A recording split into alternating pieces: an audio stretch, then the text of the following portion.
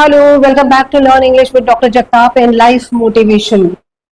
पहले वीडियो में हमने देखा था कि कैसे लिसनिंग स्किल्स आपको इंग्लिश सीखने में मदद करने वाले है ना।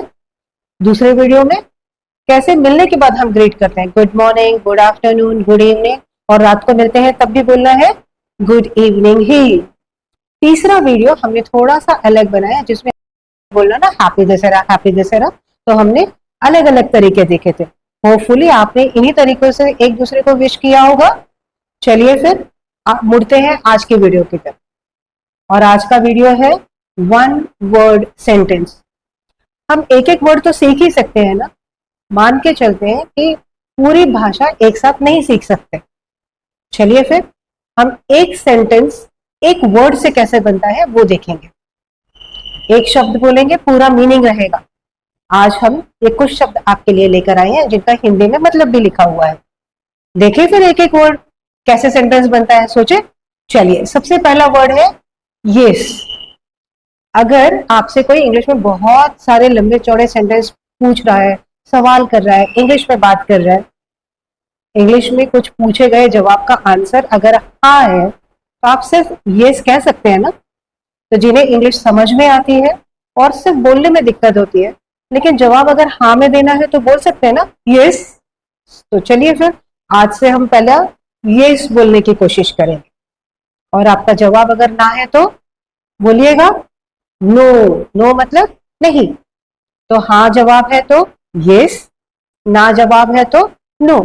शब्द एक ही है लेकिन आपका मतलब पूरा सामने वाले की तरफ पहुंच रहा है। तो हम एक एक शब्द को कैसे यूज कर सकते हैं। लेकिन अगर आपको इंग्लिश बिल्कुल भी नहीं आती है, समझ में भी नहीं आती है, लिखने पढ़ने भी नहीं आती, तो हम समझ लेते हैं यस मतलब हाँ। आप सिर्फ सुनिएगा इसे, यस। स्पेलिंग वगैरह हम बाद में देखेंगे, पहले हम बोलते हैं यस। यस मतलब हाँ। नो, नो मतलब नहीं। अगला शब्द हमारा है वेट। WAIT, wait. वेट मतलब ठहरिए, रुकिए। अब यहां पर मैं थोड़ा अगले वर्ड के बारे में बात करूंगी जो यहां पर लिया गया है स्टॉप। स्टॉप और वेट, ये दोनों का अगर हम हिंदी मीनिंग देखें तो दोनों भी रुको या रुकिए ही आता है। फॉर एग्जाम्पल, कोई आपसे बोलने की बात कुछ बोल रहा है और सामने से ऐसा कोई इंसान आता है जो आप चाहते हैं कि उनके सामने ना बोले, तो आप उनको इशारा कर सकते हैं ना, वेट। वेट, वेट मतलब ठहरिए, रुकिए। लेकिन यहाँ पर रुकने का मतलब होता है थोड़ी देर के लिए रुकिए और फिर ये बात फिर से शुरू हो सकती है वेट के लिए। लेकिन स्टॉप का मतलब स्टॉप, आगे आपको अलाउड ही नहीं है बोलने के लिए, आपको रुकना पड़ेगा। तो स्टॉप मतलब रुकिए, लेकिन दोबारा शुरू करने के लिए आपके लिए कोई परमिशन नहीं है। लेकिन जब हम बोलते हैं वेट तो थोड़ी देर के लिए रुकिए, रुकना ही है लेकिन थोड़ी देर के लिए। इसको हम पॉज भी बोल सकते हैं। ओके, हम बढ़ते हैं दूसरे वर्ड के पर, वो है गो। गो मतलब जाइए या जाओ, गो। अब यहां पर भी अगर हम अपने बच्चे से कुछ कह रहे हैं कि यहाँ जाइए, स्कूल जाइए, सुन नहीं रहा है, तो हम सिर्फ गुस्से में कह सकते हैं गो, जाइए। बुरा मतलब इसमें आ जाता है। ये पूरा एक अपने आप में वाक्य है। Okay, then we will move on to stop के बारे में हमने अभी बात की थी, वेट और स्टॉप। हम जा सकते हैं नेक्स्ट वर्ड की तरफ जो है कम। बहुत बार बहुत लंबे लंबे सेंटेंसेस बोलने की जरूरत नहीं होती है।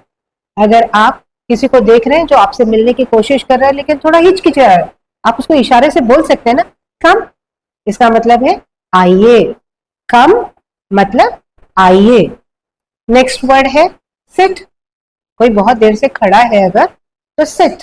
सिट मतलब बैठिए, बैठ जाइए। इसको हम एक्चुअली सिट सिर्फ अकेला बहुत कम यूज करते हैं, हम बोलते हैं सिट डाउन।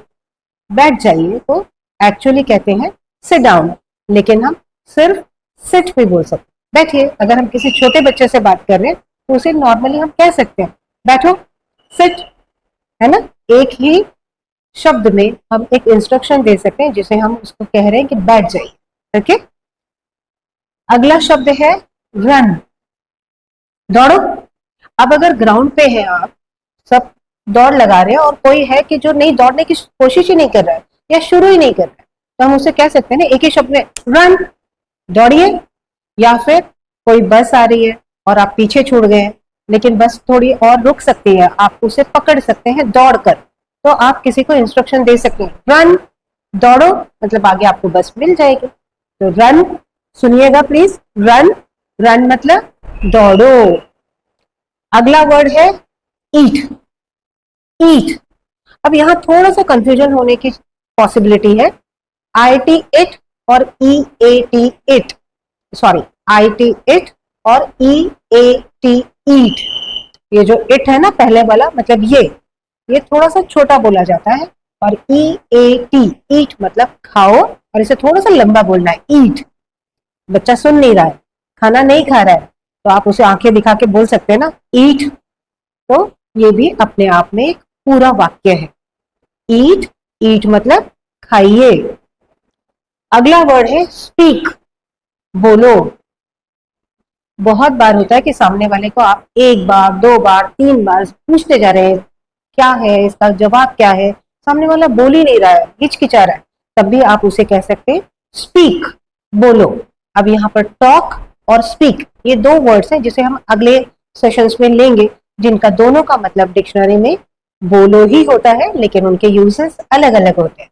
तो आज हम देखेंगे सिर्फ स्पीक। स्पीक मतलब बोलो, अपना मुंह बंद मत रखो, चलो आगे बोलो, speak. Okay, then you have listen. ये वर्ड हम पहले वीडियो से देख रहे हैं ना, लिसनिंग स्किल्स डेवलप करनी है, मतलब क्या करना है, ध्यान से सुनना है। हमें इंग्लिश के वर्ड्स जो नहीं समझ में आते हैं, या वो नए लगते हैं प्रोनाउंसिएशन में, उन्हें हमें बार बार सुनना पड़ेगा। जिसका एक एग्जांपल मैं हर बार देती हूँ कि हिंदी और मराठी में ये जो एफ होता है या फ होता है, इजंट इट, वो फ नहीं होता है, फल फूल बोलते हैं हम, फल फूल, फल और फूल नहीं बोलते। इंग्लिश में ये फ नहीं है, ये फ है, इसीलिए एफ ए एन, फैन होता है, फैन नहीं होता है। बहुत सारे लोग इसे फैन बुलाते हैं, it is not fan, it is fan. Advance English की तरफ हम जैसे जैसे बढ़ेंगे, इन प्रोनाउंसिएशंस के बारे में भी हम बात करते रहेंगे। तो अभी हम अगला वर्ड देखते हैं, लुक। लुक मतलब देखो या देखिए, लुक एट मी, मेरी तरफ देखो, लुक देयर, वहां देखो। लेकिन सिर्फ लुक बोला तो देखो, जैसे कुछ भी, अगर हमको फिर से वैसे ही बात करते हैं, दो औरतें बात कर रही हैं और किसी और को आते देखते हैं, शायद उनकी साड़ी ज्यादा पसंद ना आए, तो हम कर सकते हैं ना, लुक, मतलब आप देखिए कैसे साड़ी पहनी है, या लुक अपने आप में कैसा पूरा सेंटेंस है, हम इसके यूसेजेस आगे आगे फिर देखते रहेंगे। Okay, and next word is stand. जैसे सिट था, बैठिए, स्टैंड, खड़े हुए। ये स्टैंड वर्ड भी हम नॉर्मली अकेला यूज नहीं करते हैं, कर सकते हैं, लेकिन हम बोलते हैं स्टैंड अप। हम सिर्फ स्टैंड छोटे बच्चों के लिए ही बोल सकते हैं, बड़े लोगों से बात करते समय या फॉर्मल सिचुएशन में हम सिर्फ स्टैंड नहीं बोल सकते, हम क्या बोल सकते हैं, स्टैंड अप। और वो भी तरीका अलग होगा जो हम आगे देखेंगे। लेकिन अभी हम खड़े होइए के लिए बच्चों से वगैरह बात कर रहे हैं और सीख रहे हैं कि इंग्लिश में कैसा हम बोलने की हिचकिचाहट दूर कर सकते हैं, और एक ही शब्द को इंग्लिश में पूरी तरह कैसे बोल सकते हैं, पूरा मीनिंग कैसे दे सकते हैं। तो स्टैंड, खड़े होइए, stand. Okay, and the next word is help. Help मतलब मदद। वो हिंदी पिक्चर्स में होता है ना, बचाओ बचाओ चिल्लाते हैं, एक ही वर्ड बोलते हैं ना पूरा, अरे आइए मुझे बचाइए, ऐसा कोई नहीं बोलता है ना। या हेल्प मतलब जब मदद मांगते हैं तो हम एक ही वर्ड से हेल्प बोल सकते हैं, और पूरा मतलब वहां तक पहुंच सकता है कि आप किसी मुसीबत में हैं या आपको कोई जरूरत है और सामने वाले की आप मदद मांगते हैं। ओके, ट्राई आज का आखिरी वर्ड हम लेंगे, ट्राई। बहुत बार हमें नए काम करने के लिए बहुत हिचकिचाहट होती है, तो हम सामने वाले को सिर्फ ट्राई बोल सकते हैं। नॉर्मली ये भी हम दो वर्ड्स में ट्राई इट बोल सकते हैं, ट्राई वंस बोल सकते हैं। ट्राई इट मतलब कोशिश कीजिए, ट्राई वंस एक बार तो कोशिश कीजिए, इस तरह से बोलते हैं। लेकिन जब हम फिर से बात बोल रही हूँ वही वाली कि हम अभी शुरू कर रहे हैं, तो ट्राई कोशिश कीजिए, तो हम कोई भी बात जिससे हम हिचकिचा रहे हैं, सामने वाला वो काम करने से डर रहा है, तो हम उसे कह सकते हैं ट्राई। नॉर्मली हम बच्चों से इस तरह की बातें कर सकते हैं। ये आज के जो वर्ड्स हैं, इन्हें प्लीज प्रैक्टिस करते रहिएगा। इनको फिर से एक बार दोहराते हैं, इस बार मैं उनकी हिंदी में मीनिंग्स नहीं बताऊंगी, सिर्फ हम वर्ड्स दोहराएंगे। Yes, no, wait, go, stop, come, sit, run, eat, speak, listen, look, stand, help, and the last word is try. इसी तरह छोटे छोटे कदम बढ़ाते हुए हम बेसिक इंग्लिश से एडवांस इंग्लिश की तरफ बढ़ने वाले हैं। इंग्लिश बोलना सीखेंगे, पढ़ना सीखेंगे और लिखना भी सीखेंगे।